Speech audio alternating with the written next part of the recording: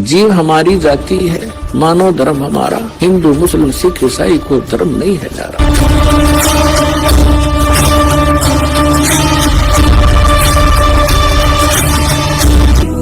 अपने आत्माओं, ये क्या क्या इनका विधान है, ये थोड़ा सुनाता हूं आपको।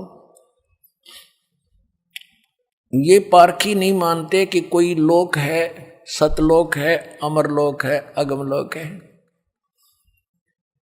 पारखी नहीं मानते। ये कबीर साहब को एक जीव मानते हैं, मानव मानते हैं। जब कबीर साहब भी जीव और अभिलाष दास भी जीव, फिर कबीर साहब को सतगुरु और परमात्मा वो क्यों मान लिया है न जीव। अब अभिलाष दास जी करके दिखाओ रचना कबीर साहब वाली, फिर उस कबीर साहब का सहारा क्यों लिया अगर वो जीव ही थे तो। अपने आत्मा जैसे आत्मा और परमात्मा, राजा और प्रजा दोनों एक जैसे ही शकल होती है। राजा भी मनुष्य ही होता है लेकिन उसकी सामर्थ्य में अंतर होता है। तो जैसे आदरणीय गरीबदास साहिब जी को परमात्मा मिले, आदरणीय नानक साहिब जी को मिले, आदरणीय धर्मदास साहिब जी को परमात्मा कबीर जी मिले, आदरणीय दादू साहिब जी को मिले, आदरणीय मलुकदास साहिब जी को मिले, आदरणीय गीसादास साहिब जी को मिले। उन सभी ने उस परमात्मा की महिमा का गुणगान किया, आंखों देखा सतलोक और सचखंड बताया। गरीबदास साहिब जी को परमात्मा सचखंड लेकर गए, वहां की सारी सतीति दिखाकर वापस छोड़ा, तब कहा था अनंत कोट ब्रह्मांड का एक रति नहीं भारे, सतगुरु पुरुष कबीर हैं ये कुल के सिरजनहारे। आदरणीय रामानंद जी को परमात्मा सचखंड लेकर गए थे और फिर उसी तरह वापस छोड़ा, तब उसने कहा था दो ठोर है एक तू भया एक से दो, गरीबदास हम कारणे तुम उतरे हो मगजो।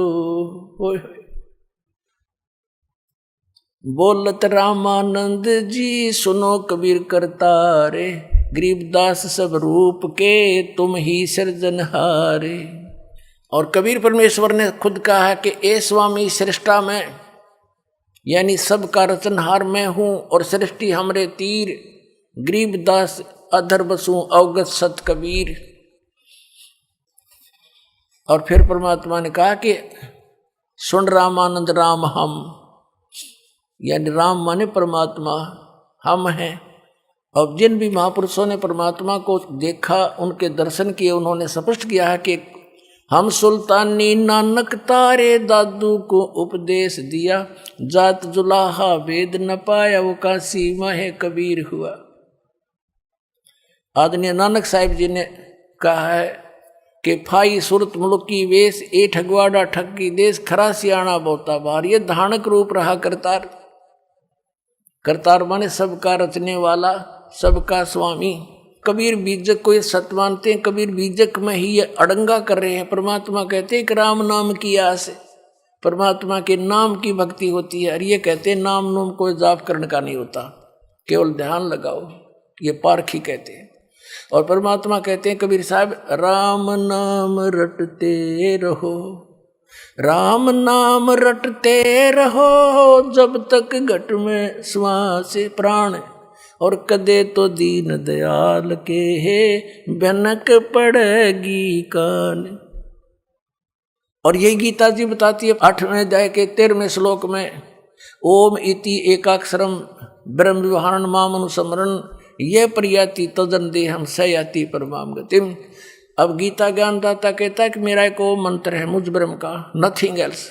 और इसका अंतिम सांस तक उच्चारण करता हुआ, अंतिम श्वास तक, शरीर छोड़ने तक सिमरण करता हुआ जाता है सयाति परमाम गति।